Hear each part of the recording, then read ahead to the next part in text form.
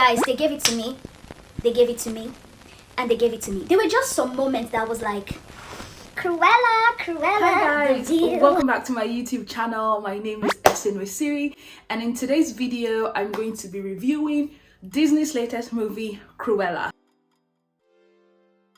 This movie is about the story of Cruella, how she came about. Apparently, Cruella's real name is Estella, a young girl. How she grew up, she wanted to be the next big thing in fashion. She lost her mom right from when she was small, because obviously she had this other side. I'll say she kind of had like multiple personality, and the other was very cruel, and her mom was like, well, you don't want to be called Cruella, hence the name. But yeah, apparently she moved to London, where she tried to establish herself, work her way up to becoming the next big thing in fashion, and she encounters the Baroness. So essentially this story is just about Estella, how she went from wanting to be that up and coming fashion designer, and how she found out, a little bit of spoiler, that this so-called Baroness, killed her supposed mom when the Baroness was actually her mom. But the story in itself kind of developed very well. I liked the way they showed us that Cruella wasn't always cruel. Like, she had that part of her, but they also made us fall in love with her. They made us sympathize with her, to understand where that dark side came from, why it emerged. And I didn't expect anything less, because if you call the movie Cruella, we kind of want to understand, like, okay, how did she become the villain and all of that jazz. And they did it, they played it out so well that even when she was bad, even when she was being mean, I was still rooting for her. You get what I mean? And that's how you tell a story. One thing that I for sure was looking out for, because when they said Cruella, I was like, okay, is this going to be a remake of the 101 Dalmatians, but they just named it Cruella, just to kind of give us the view from Cruella's aspects? But it wasn't. So again, I was expecting to see the dogs, and I like the way they incorporated the dogs into the movie. They didn't particularly play, let's say they didn't play a huge role, but it wasn't about them. Let's point that out first of all. So I liked that it wasn't about them.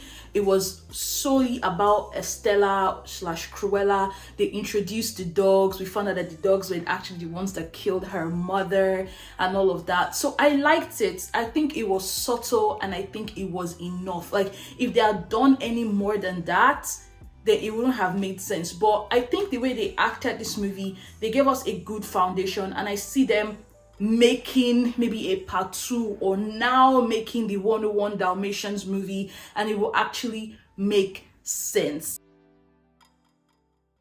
Emma Stone, she played Cruella. She did an outstanding job. Oh my god, she was everything and then extra. I didn't know she could pull off the British accent, but I guess a lot of actors and actresses can do several accents, but it was very believable. I liked how her character could switch sides, from being that calm, I'm trying to tame myself, Estella, and then can be this Cruella person who's like mean and doesn't have feelings for the other. And then all the other actors and actresses did a brilliant job. But I have to say, like, the top 2 was definitely Emma Stone and Emma Thompson. Emma Thompson is a woman, like I said, that played the Baroness.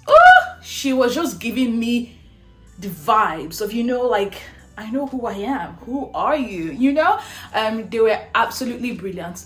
Now, I liked the way they introduced the humor. It wasn't like in your face, like, this is the joke. You get it? It was in the acting. It was subtle, and it was mainly with Horace and Joey. So it was really, really, really, really good. Just seeing them alone just made me smile. Enough of all the acting. Let's talk about the most important thing about this movie: the design. The fashion. God, guys, they gave it to me. They gave it to me, and they gave it to me. There were just some moments that was like, you don't say.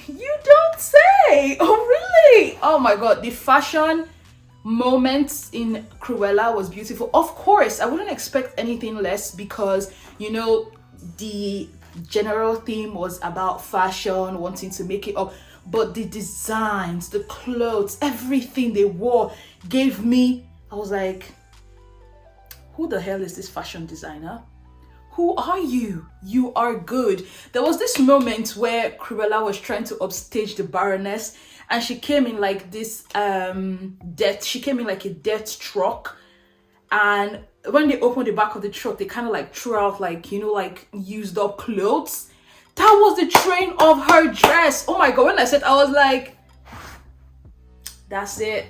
That is the dress. There were so many. I can go on and on. In short, as a matter of fact, I think I would try to see if I can screenshot all of my favorite looks from this movie, because the fashion was everything and then some. And there was this scene where they pulled off Hunger Games. They pulled a Hunger Games. So when Cruella steps into the annual ball that the Baroness always has, where she has to be like the most dressed, so Cruella comes in like this her hooded cape, and then she asks someone, do you have a lighter? And then she just lit herself up. Woo!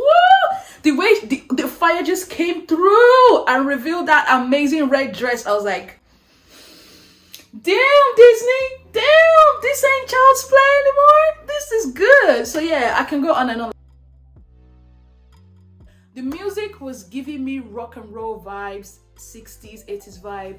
I loved it. I don't think it was bad, but I like the fact that they didn't give me overly Disney type of music, you know, like I will run away far across the distance. So thank you, Disney, for giving us a matured movie where we didn't have all of that jazz.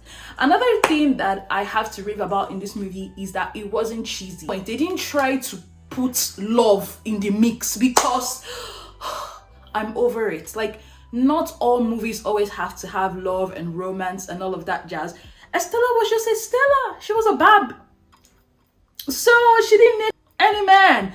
So it was really nice. I know Horace kind of had like a soft spot for her, but they didn't overwork that angle. It was merely platonic. I really liked it. The only downside to it was that it was a little bit long. It was 2 hours 15, people. 2 hours 15. So yeah, but I can tell you that I wasn't bored. The pace, the development of the story was very subtle. Is this good. Something that I think kids might enjoy? Not necessarily, because I felt like it was more like an adult movie. Maybe I might be wrong. Let me know in the comment section below what you think. I feel like if a child was watching it, the child might maybe get bored. So here's my recommendation, which you already know. The movie is great. I had a blast. I watched it at the cinema, and I can tell you it was worth my coin. And if you're thinking of watching it, definitely check it out. It is not your typical cheesy Disney movie. It is very matured, very straight to the point. There was no dilly-dallying.